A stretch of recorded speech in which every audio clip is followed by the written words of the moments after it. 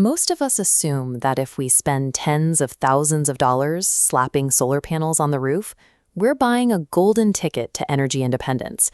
When the severe weather hits and the neighborhood goes dark, your lights stay on. But if you buy a standard solar system today, you're in for a rude awakening. The moment the utility grid fails, your panels instantly shut down, and you sit in the dark right alongside your neighbors. This happens because of a mandatory safety mechanism built into almost all modern solar setups, called anti-islanding. When the grid goes offline, utility crews are dispatched to fix the lines.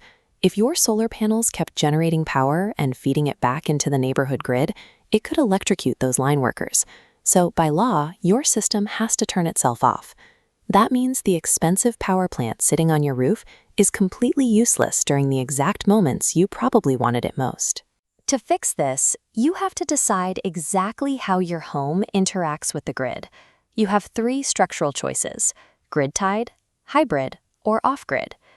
Getting the outcome you actually want requires looking past the shiny panels. You have to navigate the harsh trade-offs between your upfront budget, your need for backup power, and your tolerance for maintenance. Before we compare those three paths, we have to look under the hood. The solar panels get all the attention, but the underlying electrical infrastructure is what actually runs your house. Panels generate direct current, or DC, electricity. Plug a standard refrigerator or TV directly into that, and it simply won't work. That raw energy has to route through an inverter. Think of it as the brain of the operation. It constantly converts that variable DC power into the alternating current, or AC power, that your household appliances need to function. Because they are handling high-voltage conversions and communicating with the grid, inverters are the most common point of failure. They require active monitoring to catch things like grid voltage errors or isolation faults. Right alongside that conversion process is a strict safety layer mandated by building codes, proper system grounding and bonding. If a wire frays or lightning strikes, that stray electrical current needs somewhere to go. Proper grounding creates a continuous, low-resistance path to safely send that energy into the earth, keeping your roof from catching fire and protecting you from shock. This starts right at the module frame. A continuous copper wire is secured to the metal mounting rails using UL-listed grounding lugs. Then, braided metal bonding jumpers bridge the separate sections of the racking together. This connects all the individual metallic parts, ensuring there is absolutely no difference in electrical potential across the entire array. Try to cut corners here with improvised hardware, like self-tapping screws, and an inspector will fail your project instantly.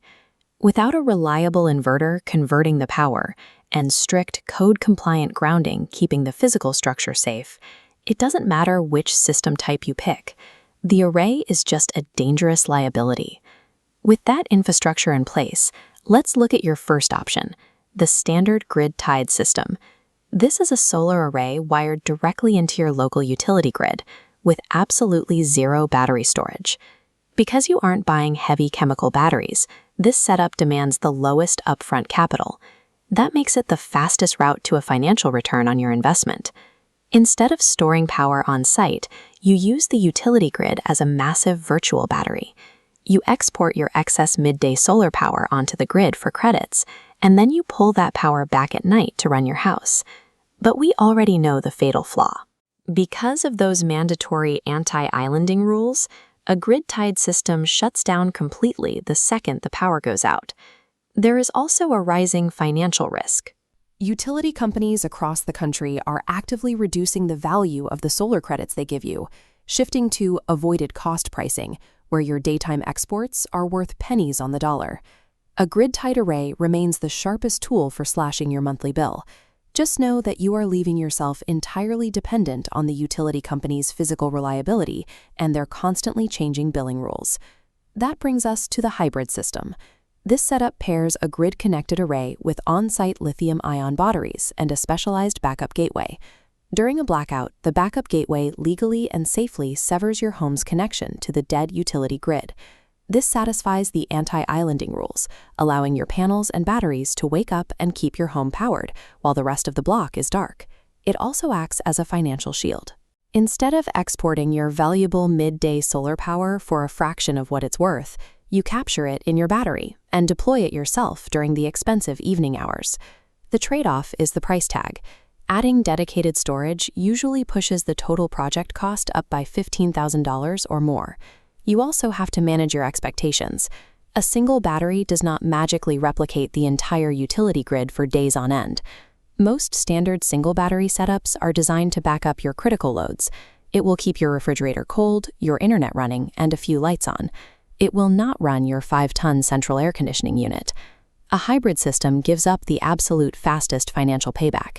In return, you secure genuine emergency resilience and build a firewall against shifting utility rates. If you want nothing to do with utility companies at all, there is true off-grid solar. This means completely severing the physical connection to the grid, forcing you to generate, store, and manage your own power every single day of the year. The appeal is absolute autonomy. You are permanently immune to rate hikes, policy changes, and rolling blackouts. Achieving that autonomy demands staggering upfront capital. You have to buy massive, oversized battery banks, specialized charge controllers, and heavy-duty generators to carry you through the dark winter months. You also take on the full burden of operations and maintenance. There is no one to call if a battery cell degrades or the backup generator runs out of fuel. You are your own utility provider. Even basic environmental factors become critical threats. Heavy bird soiling on your panels throttles your energy production until you climb up and scrub the array yourself to keep your systems online. You also have to adapt your lifestyle. If there is a week of heavy clouds, you ration power. You don't run the dryer and the electric oven at the same time. Off-grid solar is an expensive part-time job. Unless you are building on a remote property where running utility lines is physically impossible, it is rarely the most practical choice. Because the physical hardware and financial commitments are so different, there is no such thing as a universally perfect solar setup. As this decision tree illustrates, if your local grid rarely goes down and your primary goal is the absolute fastest return on your investment, a grid-tied system is exactly what you need. If you suffer from frequent blackouts or your utility has aggressively slashed what they pay for exported power, the hybrid system is the clear winner. And if you are developing a remote property where utility lines can't reach, or you simply demand total autonomy regardless of the cost and labor, you build off-grid. Whichever path you take, demand high-quality inverters and insist on verified, code-compliant grounding. The best system design in the world won't matter if it fails a local inspection or starts a fire on your roof. The smartest solar investment doesn't start with buying panels. It starts by defining your budget, measuring your tolerance for blackouts, and choosing the exact architecture built to handle them.